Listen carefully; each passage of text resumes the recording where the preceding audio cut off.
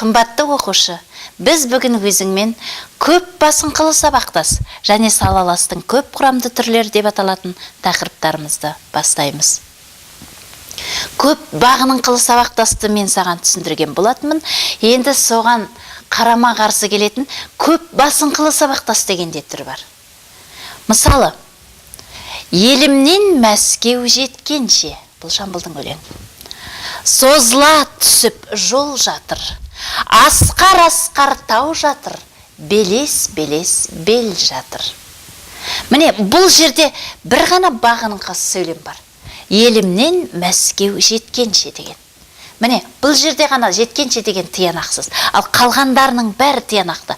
Созыла түсіп жол жатыр, асқар тау жатыр, белес бел жатыр. Міне, жатыр деген үшеуінің де баяндауыштары тиянақты.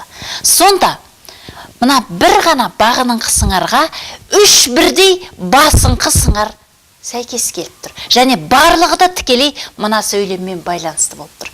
Демек, көп басыңқылы сабақтас дегеніміз басыңқы сыңарлары көп болып, барлығы бір бағыныңқы сыңармен байланысып жататын сабақтастың түрін көп басыңқылы сабақтас дейді екенбіз.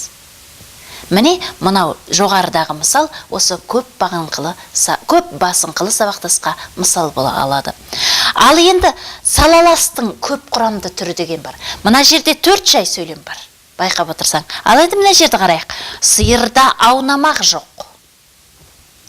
Жылқыда күйсемек жоқ. Таста тамыр жоқ. Мына жерде жоқ деген 3 бірдей баяндауыш бар. Бұл баяндауыштардың барлығы да тиянақты. Мына жерге үтірді алып тастап, нүктені қойып тастасақ, бұл жерде әрқайсысы жеке тұрып, жай сөйлем болып тұра береді.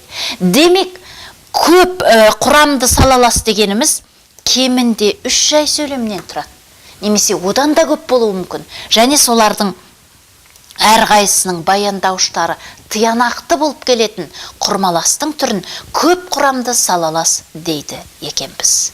Міне, қымбатты оқушы, біз өзіңмен салалас құрмаласты да, сабақтас құрмаласты да өтіп біткен екенбіз. Тағы бір еске түсіріп кететін жағдай, мінекей әдейі қойып отырмын 2 түрлі мысалды. Салалас құрмаластың баяндауыштарының тиянақты болады екен, бір-бірімен өзара тең дәрежеде байланысады екен. Ал сабақтас құрмаластың бірінші жай сөйлемнің баяндауышы тиянақсыз болады, ал екінші жай сөйлемге бағына байланысады екен. Бұларда бағыныңқы басыңқы сыңар деген болады, ал мыналарда бағыныңқы басыңқы сыңар болмайды. 2 жай сөйлем бір-бірімен тең дәрежеде байланысады екен. Ал көп құрамды түрлері, көп бағыныңқылы сабақтас, немесе көп басыңқы сабақтас дегендерінің бәрінде де ең кемінде 3 жай сөйлемнен тұрады екен.